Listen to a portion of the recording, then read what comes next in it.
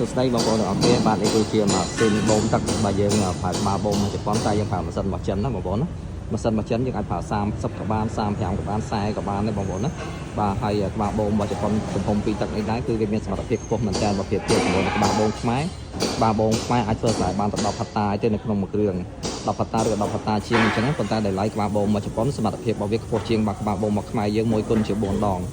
ក្បាលបូមមកជប៉ុនវាអាចធ្វើបាននៅចន្លោះ50ហិកតា60ហិកតាឯងបងប្អូនទិញតែមួយគ្រឿងទៅបានហើយដោយសារក្បាលបូមមកជប៉ុនគឺវាបូមទឹកលឿនបាទមួយយប់មួយថ្ងៃវាបូមបាន10ហិកតាអីអញ្ចឹងណាបងប្អូនបាទហើយវាអាចបូមបន្តរហូតទៅយើងអាចធ្វើស្រែបាន50 60ហិកតាគឺវាអាចធ្វើបានងាយស្រួលផុតដោយសារក្បាលបូមមកជប៉ុនគឺអត់ចេះខូចដូចទេបងប្អូនយកទៅប្រើ10ឆ្នាំ20ឆ្នាំ30ឆ្នាំហើយអត់ខូចទេអញ្ចឹងបងប្អូនអាចប្រើបានយូរកន្លែងមែនតើបាទហើយអញ្ចឹងយើងអត់ចាំបាច់ទិញម៉ាស៊ីនបូមទឹកច្រើនទេបងប្អូនណាទិញមកជប៉ុនទិញតែមួយគ្រឿងទៅអាចធ្វើស្រែបានដល់50 60ហិកតាបានហើយអញ្ចឹងបងប្អូនណាខ្លះខ្សែតារបស់ល្អប្រើគឺបងប្អូនអាចតាក់ទងមកខាងខ្ញុំបានណាខាងខ្ញុំមានកន្លែងម៉ាស៊ីនបាទតូយន្តក៏មានម៉ាស៊ីនឡានក៏មានបាទម៉ាស៊ីនត្រាក់ទ័រម៉ាស៊ីនអីក៏មានដែរបាទសម្រាប់បូមទឹកហ្នឹងបងប្អូនណា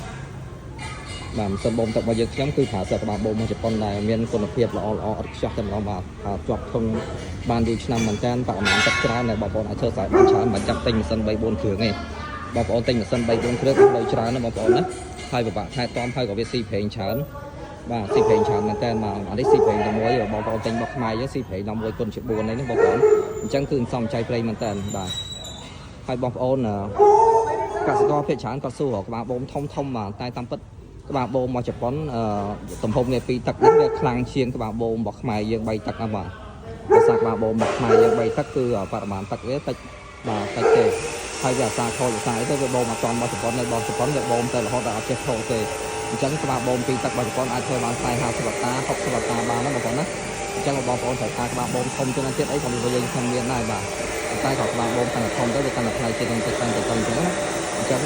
បងប្អូនមានដីស្រែ50 60ហិកតាខ្ញុំណែនាំឲ្យប្រើក្បាលបូមពីទឹករបស់ជប៉ុនតាមមួយគ្រឿងទៅគឺហើយចាំបាច់ទិញម៉ាស៊ីន